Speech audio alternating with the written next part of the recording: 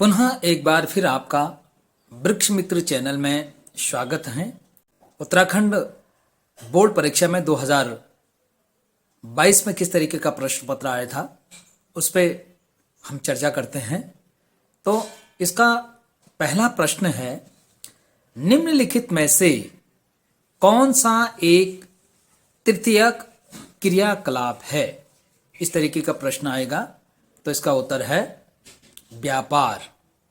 इसमें विकल्प दिए गए हैं, विकल्पों पर चर्चा ना करके सीधा हम प्रश्न पढ़ते हैं और उसके उत्तर पर बात करते हैं। अगला प्रश्न है, निम्नलिखित में से कौन सी एकल कृषि नहीं है। अगर इस तरीके के प्रश्न आता है तो इसका उत्तर है मिश्रित कृषि। अगला प्रश्न आता है, निम्नलिखित में से कौन सा एक मानव भूगोल का उपागम नहीं है, यानी कि इसका उत्तर है मात्रात्मक क्रांति। अगला प्रश्न आता है, निम्नलिखित में से कौन सा एक भौगोलिक सूचना का स्रोत नहीं है। तो इसका उत्तर होगा प्राचीन महाकाव्य। अगला प्रश्न है, गैरेसिन नगर क्या है या गैरेसिन नगर किसे कहते हैं। तो इसका उत्तर है गैरेसिन या छावनी नगरों का उदय, सैनिक अभ्यास, प्रशिक्षण, कार्यालय तथा सेना संबंधी अन्य कार्यों के लिए किया जाता है, इसे गैरेसिन नगर कहते हैं। अगला प्रश्न है, मरुस्थलीय प्रदेशों में गांव के अवस्थिति के कौन से मुख्य कारक हैं। तो इसका उत्तर है मानव जीवन के अस्तित्व के लिए जल की उपलब्धता होना अति आवश्यक है और मानव बस्ती उसी स्थान पर बसती है जहां पर जल उपलब्ध होता है। अतः मरुस्थलीय प्रदेशों में गांव की अवस्थिति में जल सर्वाधिक महत्वपूर्ण है। उच्चावच और जलवायु अन्य महत्वपूर्ण कारक हैं। अगला प्रश्न आता है, लोगों पर प्रदूषित जल, गंदा पानी के उपयोग के क्या संभव प्रभाव हो सकते हैं। तो इसका उत्तर है दूषित या गंदा पानी पीने से कई तरह के बीमारियां हो सकती हैं। इससे पेट दर्द, उल्टी, दस्त, डिहाइड्रेशन जैसी समस्याएं हो सकती हैं। दूषित पानी से बच्चे, बुजुर्ग, बीमार लोग व गर्भवती महिलाओं पर ज्यादा असर पड़ता है। दूषित पानी से होने वाली बीमारियां, यानी कि दूषित पानी से कौन कौन से बीमारियां होती हैं। प्रश्न भी आता है इसमें कि दूषित पानी से कौन सी बीमारी होती है, या ऑप्शन दे देंगे। तो इसमें नंबर 1 डायरिया, दूसरा हैजा, तीसरा पेचिस, चौथा टाइफाइड, पांचवा पीलिया। ये तमाम रोग जो है दूषित पानी से होते हैं। अगला प्रश्न है, ध्वनि प्रदूषण के एक प्रमुख स्रोत का नाम लिखिए। तो इसका उत्तर है नंबर 1 उद्योग, नंबर 2 आ गया मशीनीकृत निर्माण, नंबर 3 आ गया तोड़ फोड़ कार्य, नंबर 4 तीव्र चालित मोटर वाहन, नंबर 5 वायुयान, number 6 siren, number 7 loud speaker, number 8 फेरी वालों, नंबर 9 सामुदायिक गतिविधियां और नंबर 10 है उत्सवों में शोरगुल। ये तमाम क्या है, ध्वनि प्रदूषण के स्रोतों के अंतर्गत आते हैं। अगला प्रश्न है, मानव स्वास्थ्य पर वायु प्रदूषण के क्या प्रभाव पड़ते हैं। तो इस प्रश्न का उत्तर है वायु प्रदूषण का मानव स्वास्थ्य पर प्रतिकूल प्रभाव पड़ता है। इसके कारण श्वसन तंत्र, तंत्रिका तंत्र तथा रक्त संचार तंत्र संबंधी विभिन्न बीमारियां उत्पन्न होती हैं। वायु प्रदूषण से नगरों में उत्पन्न धूल, धुआं, गैस, कोहरा, दुर्गंध, वाष्प, वायु प्रदूषण के जो है घातक प्रभाव पड़ते हैं। इससे फेफड़ों, हृदय, श्वसन और रक्त संचार संबंधी रोग उत्पन्न होते हैं। अगला प्रश्न है, ऊर्जा के अपारंपरिक स्रोत कौन से हैं? ये कह रहा ऊर्जा के अपारंपरिक स्रोतों के बारे में कर रहा था। नंबर 1 सौर ऊर्जा, मतलब इसका उत्तर है नंबर 1 सौर ऊर्जा, दूसरा पवन ऊर्जा, तीसरा नाभिकीय ऊर्जा, चौथा ज्वारीय एवं तरंग ऊर्जा, पांचवा भूतापीय ऊर्जा, छठा जैव ऊर्जा यानी कि बायोमास। ये जो है हमारे अपारंपरिक ऊर्जा के स्रोतों के अंतर्गत आते हैं। अगला प्रश्न है, मानव विकास के 3 प्रमुख घटकों के नाम लिखिए। तो मानव विकास के घटकों का अगर ये पूछता है तो इसका उत्तर होगा नंबर 1 समता, नंबर 2 सतत पोषणीयता, नंबर 3 उत्पादकता और सशक्तिकरण। कभी अगर वो 4 पूछ लेता है तो इसमें ये करेंगे मानव विकास के 4 घटक भी पूछ सकता है। तो आप ये लिख देंगे समता, नंबर 1 लिखिए समता, नंबर 2 सतत पोषणीयता, नंबर 3 उत्पादकता और नंबर 4 सशक्तिकरण। तो ये 4 चीजें आ जाएंगे इसमें। अगला प्रश्न आता है, क्या एक प्रकार वाले नगरों की संकल्पना की जा सकती है? नगर बहु प्रकारात्मक क्यों हो जाते हैं? तो पहले प्रश्न समझना पड़ेगा। 2 तरीके के आंसर इसने पूछे हैं। तो इसका उत्तर है, कुछ नगरों और शहरों को किसी विशेष कार्य के कारण विशिष्टता प्राप्त होती है और इनको विशिष्ट क्रियाओं, वस्तु, उत्पादन एवं सेवाओं के लिए जाना जाता है। फिर भी प्रत्येक शहर में अनेक कार्य संपादित होते हैं। इस आधार पर एक प्रकार नगर की कल्पना नहीं की जा सकती है।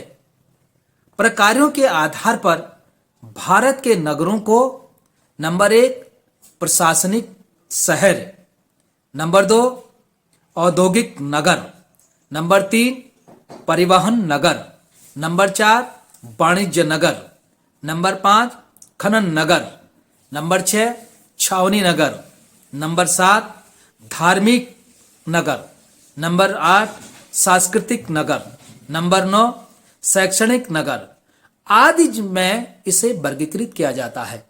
अब प्रश्न आता है, नगर बहु प्रक्रियात्मक क्यों हो जाते हैं?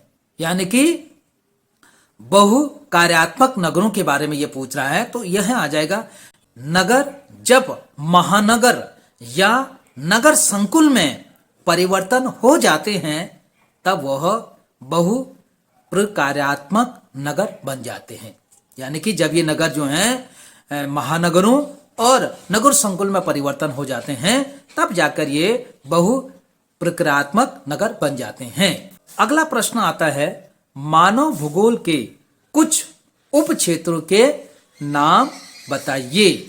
तो इसमें आप लिख सकते हैं सांस्कृतिक भूगोल, जनसंख्या भूगोल, ऐतिहासिक भूगोल, राजनीतिक भूगोल, संसाधन भूगोल, अधिवास भूगोल, कृषि भूगोल, चिकित्सा भूगोल, व्यावहारिक भूगोल, लिंग भूगोल, सैन्य भूगोल। तमाम चीजें हैं। आप इसमें जो है कि चर्चा कर सकते हैं कि जो अगर ये प्रश्न पूछता है मानव भूगोल के उपागमों के बारे में तो आप इसको लिख सकते हैं।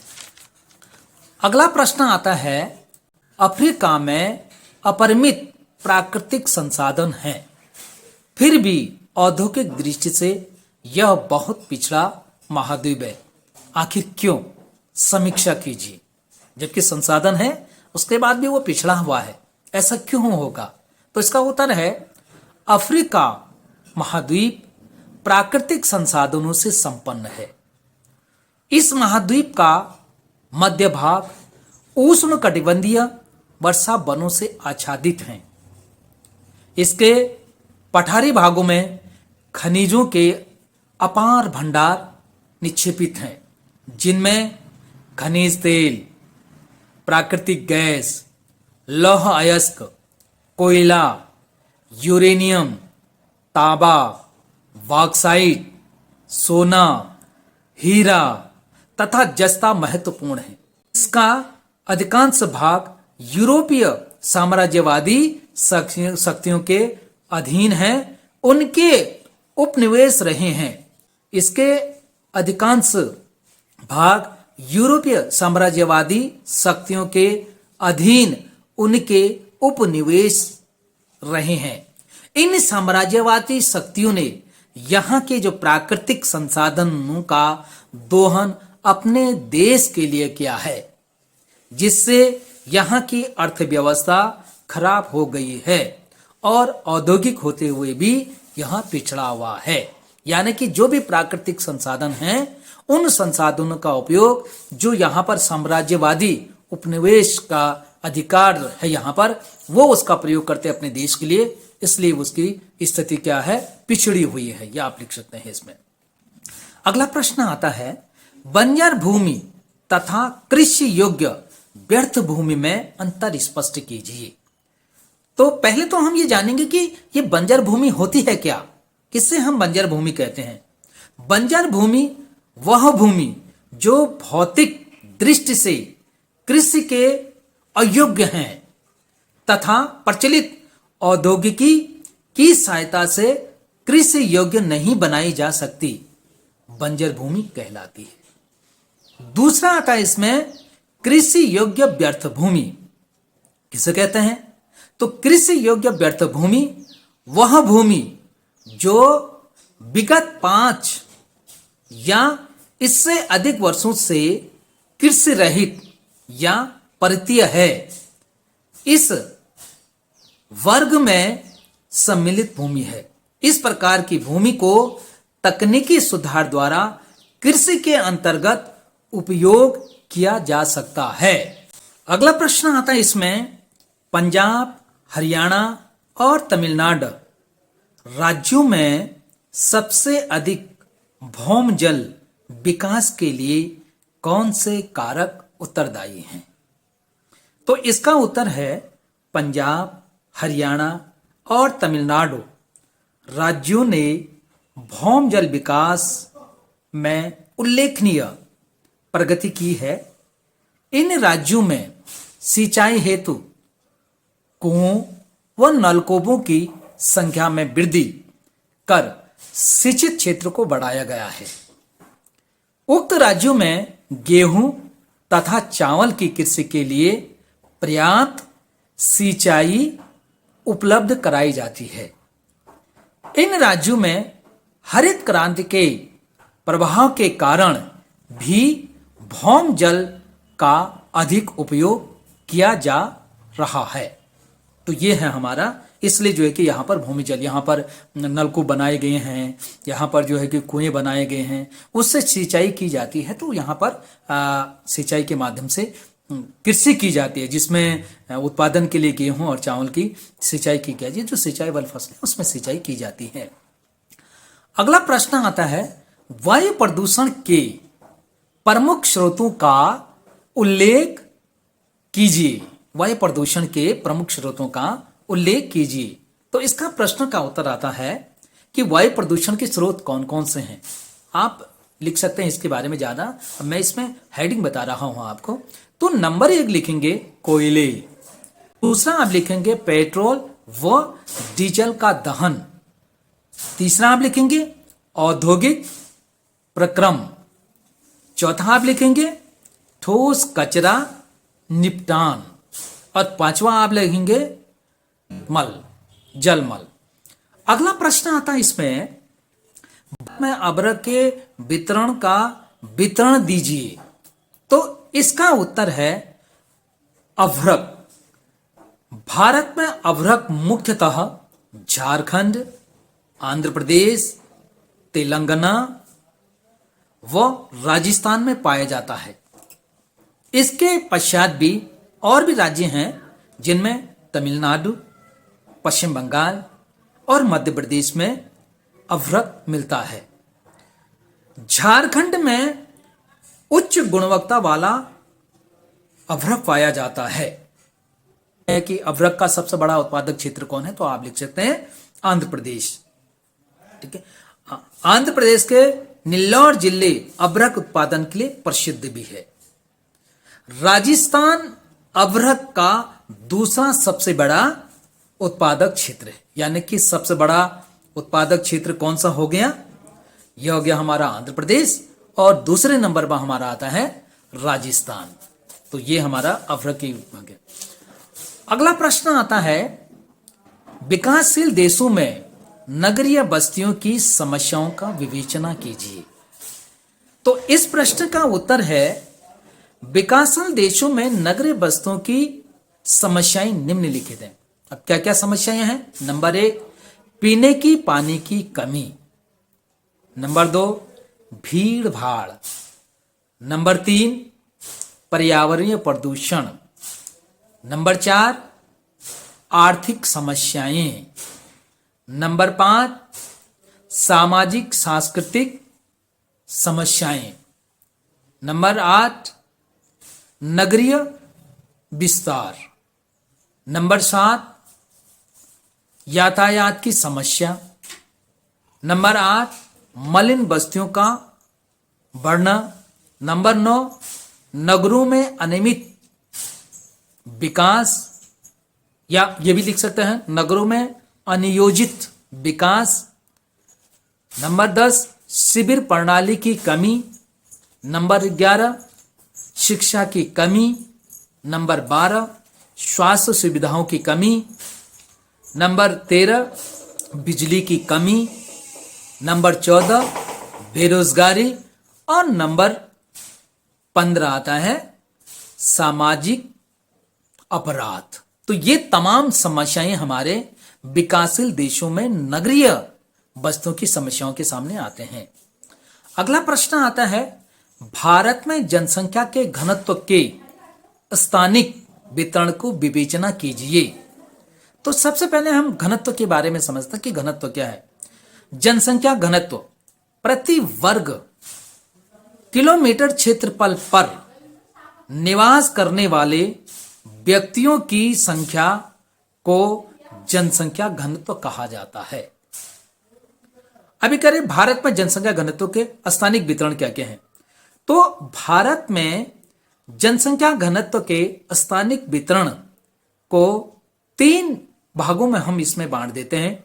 नंबर 1, उच्च जनसंख्या घनत्व वाले क्षेत्र। नंबर 2, मध्य जनसंख्या घनत्व वाले क्षेत्र। और नंबर 3, निम्न जनसंख्या घनत्व वाले क्षेत्र। इन 3 क्षेत्रों में हम इसको बांट देते हैं और इससे क्या अध्ययन करना, हम इसका अध्ययन करते हैं के आधार पर किया जाता है। जनसंख्या घनत्व को प्रति इकाई क्षेत्र में कुल जनसंख्या द्वारा प्रदर्शित किया जाता है। इसमें भूमि जनसंख्या अनुपात का बेहतर ढंग से समझाया जा सकता है। भारत का जनसंख्या घनत्व 2011 में 382 व्यक्ति प्रति वर्ग किलोमीटर है, जबकि 1951 में 117 व्यक्ति प्रति वर्ग किलोमीटर है। और जनसंख्या लगातार बढ़ रही है। 2021 में यह 451.5 व्यक्ति प्रति वर्ग किलोमीटर यहां पर जो है कि इसका घनत्व है, जो 2021 का आंकड़ा मुझे प्राप्त हुआ है। में जनसंख्या घनत्व में स्थानिक विभिन्नता देखने को मिलती है। भारत में जनसंख्या का घनत्व धरातल, मिट्टी की उर्वरकता, वर्षा, उद्योग, खनन एवं शहरीकरण पर निर्भर होता है। राज्य स्तर जनसंख्या घनत्व में विभिन्नता पाई जाती है। अरुणाचल में जनसंख्या 17 व्यक्ति प्रति वर्ग किलोमीटर, बिहार में 1102, पश्चिम बंगाल में 1029, उत्तर प्रदेश में 829, पंजाब में 550 एवं हरियाणा में 573 व्यक्ति प्रति वर्ग किलोमीटर है। तो ये हमारा जो है कि जनसंख्या घनत्व का स्थानिक वितरण है। अगला प्रश्न आता है, जनांकीय संक्रमण की 3 अवस्थाओं के विवेचना कीजिए। यहां पर प्रश्न समझ लीजिए, जनांकीय संक्रमण की 3 अवस्थाएं पूछ रहा है वो। तो आपको सीधा ध्यान चला जाना चाहिए कि वो जो लाइन में बने हैं और वो पत्ते के आकार की जैसे जो आकृति बनी हुई है, अपनी किताब में देखा होगा, उन्हीं में जो है कि वो जो 3 अवस्था दी गई है। नंबर 1 अवस्था इसमें प्रथम अवस्था, दूसरा आता है इसमें द्वितीय अवस्था और तीसरा आता है इसमें तृतीय अवस्था। किसमें? जनांकीय संक्रमण में। अब यह है कि प्रथम अवस्था क्या है? इस अवस्था में उच्च जन्म दर, प्रजननशीलता व उच्च मृत्यु दर होती है।